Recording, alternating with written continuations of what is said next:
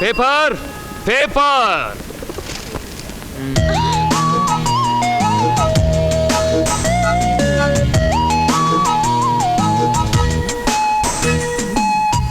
అన్నట్టు ఇవాళ అభిషేకానికి లేట్ ఉందిగా, నిదానంగా వెళ్ళొచ్చా? మా ఆటే మర్చిపోయాను. కాస్త కాఫీ తీసుకురామ్మా. సరే నాన్న.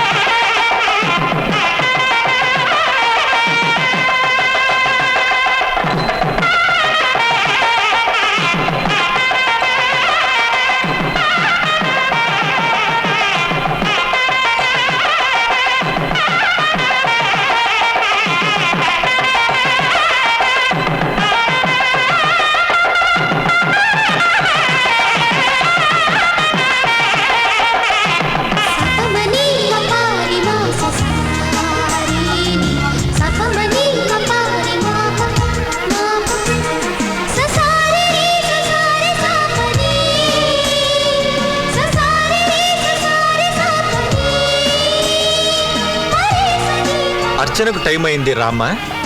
మీరు తక్కిన 2 ప్రదక్షిణలు చేసిరండి. 2?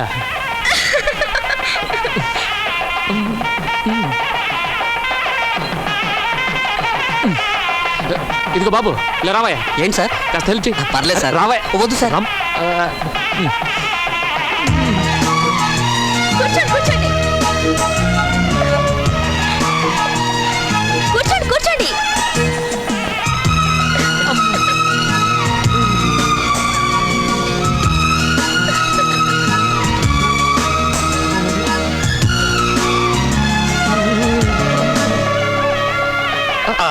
దింపండి దింపండి. అమ్మా అమ్మా. మిమ్మల్ని ఇంతకు ముందు ఈ గుళ్ళో చూసినట్లేదు. మీ పేరు? రాకేష్. బాగుంది. పల్లకి మోశారు, చాలా పుణ్యం వస్తుంది. ఈ రాత్రికి నిప్పుల గుండం కూడా తొక్కండి, మరింత పుణ్యం వస్తుంది. నిప్పులు గుండమా? మీరేమనుకుంటే అది జరుగుతుంది. ఏమనుకుంటే అది జరుగుతుందా? తప్పకుండా జరుగుతుంది. శాస్త్రి గారు, ఉత్సవ విగ్రహాన్ని లోపల తీసుకురండి. ఏమనుకుంటే అది జరుగుతుంది. ఏమనుకుంటే అది. అమ్మా.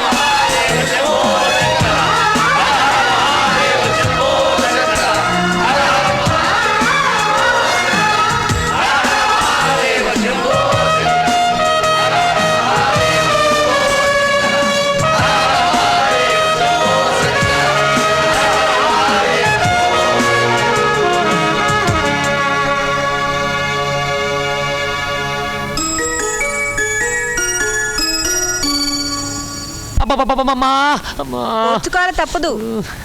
ప్రేమలో పడ్డప్పుడు నిప్పుల్లో నడిచినా పువ్వుల మీద నడిచినట్టే ఉంటుంది. హాయిగా ఉందా? ఏం హాయమ్మా, మంట కోపకు ఏమనిపిస్తుంటే. పోనీ నేను వెళ్ళి సురేఖని లాక్కరానా? స్టార్టింగ్ లోనే ఉన్నానమ్మా, అంత స్పీడ్ వద్దు. అమ్మా అమ్మా. ఇదిగో అమ్మ కాదు, సురేఖ అన్నారు, అదే తగ్గిపోతుంది. సురేఖ సురేఖ. ఆహాహా, మైసూర్ గార్డెన్స్ లో చెట్లు కత్తిరించినట్లు ఎంత అందంగా కూరగాయలు కట్ చేస్తున్నావమ్మా. ఏం కట్టింగ్ ఏం కట్టింగు. చెప్పే పాయింట్ నువ్వు కట్ చేయొద్దు, ముందు అసలు విషయం చెప్పు. అదేనమ్మా, ఆ సురేఖ ఉంది కదా, ఓ పెళ్లి పెళ్లి అని తెగ్గొడవ చేస్తుంది.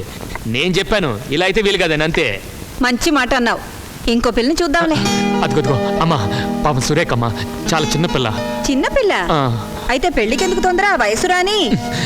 అదిగో జిలేబీలో కారం వేస్తున్నావు. సురేఖ పెళ్లి విషయం మాట్లాడటానికి ఈరోజు శ్రీశైలం వెళ్తున్నాను. అలా దారికి రా. నాన్నగారికి ఈ విషయం చెప్పావా? ఆయనకి చెప్తే వింటారా? మనం చెప్పింది ఎప్పుడన్నా విన్నారా? అదిగో ఆయన వచ్చేస్తున్నారు. అలా చెయ్యి, అన్నీ గుర్తున్నాయిగా. ఏమండి, ఎక్కడికని ప్రయాణం? సార్ కాసేపు కూర్చోండి. ఎందుకు? పని మీద పెడుతున్నప్పుడు ఎక్కడికైనా అడగకూడదు. ఒకసారి తమరి అసెంబ్లీకి వెడుతున్నప్పుడు అమ్మగారు ఎక్కడికైనా అడిగారా? ఏమైంది? ఆ రోజు అసెంబ్లీ గొడవల్లో ఎవరో విసిరిన మైకు మీకు తగిలింది, రక్తం వచ్చింది. క్షమించండి, మీ హడావుడి చూసి. హడావుడి విషయమే. రాకేష్కు ప్రెసిడెంట్ గారి సంబంధం ఖాయం చేసుకోవడానికి శ్రీశైలం వెళ్తున్నాను. శ్రీశైలం వెళ్తున్నారా? రాకేష్కి పెళ్ళి, వాడికి ఈ విషయం చెప్పారా? ఏమిటి చెప్పాలా? ఏ-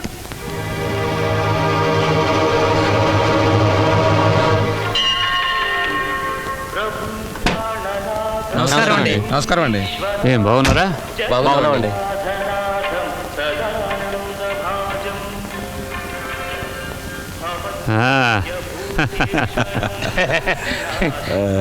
ఏమిటి మహేంద్ర ఇదంతాను? దండాలు పెట్టి దండలు వేయటం కాదండి. రాజకీయ నాయకులకు దేవుడి మీద ఉన్న భక్తి దేశం మీద ఉంటే ప్రజలు ఎంతో బాగుపడతారు. ఎంత బాగా చెప్పారండి. భజన నాకు కాదు, దేవుడికి. ఏ మహేంద్ర, హవీజ్ రాకేష్? బాగున్నాడు సార్. సార్, మీతో ఒక ముఖ్యమైన విషయం మాట్లాడాలి. ఇంట్లో రాజకీయాలా, పార్టీ రాజకీయాలా? రెండూను. ఏయ్, ఏంటిది? నన్ను చూడడానికి వచ్చావా, మా నాన్న చూడడానికి వచ్చావా? ఇద్దరిని చూడటానికి వచ్చా. ప్రెసిడెంట్ గారు, మంచి చోట కలిశాం. మావాడ లా పాస్ అయ్యాడు. ఒక్కడే కొడుకు. మీ అమ్మాయిని మా ఇంటి కోడలుగా చేసుకోవాలని నా కోరిక. అలాగే మనం రాజకీయంగా ఎదగాలంటే బంధుత్వాలు కలుపుకోవాలి. పార్లమెంట్ ఎన్నికల్లోపే పెళ్లి జరిపిద్దాం. ఓకే. ఏంటమ్మా, ఆశీర్వాదం తీసుకోండి. ఓం శతంజీవ శరదో వర్ధమానే శతమవో భవతి శతం.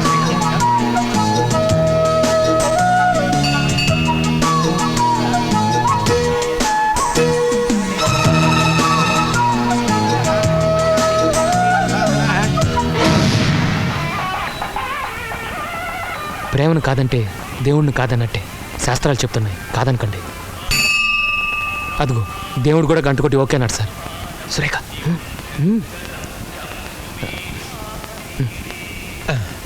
శీఘ్రమేవ కళ్యాణ ప్రాప్తిరస్తు.